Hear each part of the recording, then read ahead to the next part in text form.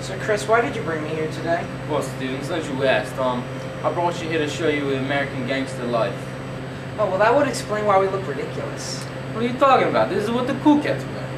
So when you talk about the American Gangster, are you talking about people like Al Capone that lived during the 1920s? Of course, Steve.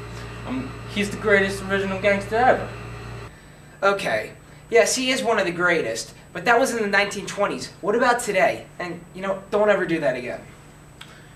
Okay, well, you have to realize that at the time of Al Capone's crimes, America was still wholesome.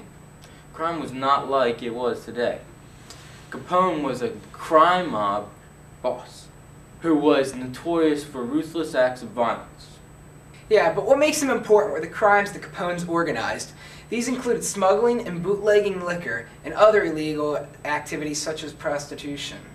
Yeah, these types of gangsters are known as mafia. Yeah, well, lots of these big houses were filled with these kind of gooses. Well, did you know Al Capone gained much of his infamy from the St. Valentine's Day Massacre? But even after this, Capone's reign didn't end until he was found guilty of tax evasion. Over the many years, nobody could live up to his expectations. But many tried, many failed, Some names become known, while others just fade away. Just a few weeks ago, Skinny Joe Merlino was finally released. Yeah, that goose. He was sentenced for 14 years. Got out on good behavior. They weren't all too different when you look at the two as a whole. Skinny Joey was the son of former Nicky Scarfo, underboss of Salvatore Chucky Merlino, who is currently serving 45 years in prison. In 1983, Joey was accused of stabbing and beating a man. He also was found guilty of 2 aggravated assaults and a possession of a weapon. This is how he started to make a name for himself. As the years went on, he became an important figure in the Philadelphia crime family.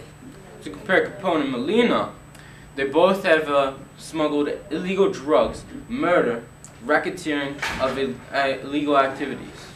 Capone led a Prohibition-era crime syndicate. During this time, alcohol was banned from being sold, bought, or even owned. People would be willing to pay a high price to get liquor. This was a good chance for any amazing business. It's always about the money. From the 1920s to today, gangsters and mafia members, they had the same perspective in mind. Well, Steve, you're right, okay? I'll tell you that. You're right. A whole time during the 1920s was all about, liquor, okay? Well, now, instead of importing liquor, they're always worried about drugs and weapons all the time.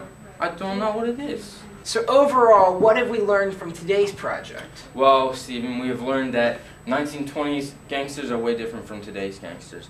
That lots of few have followed in the footsteps of the mafia, just like Joey Morlino.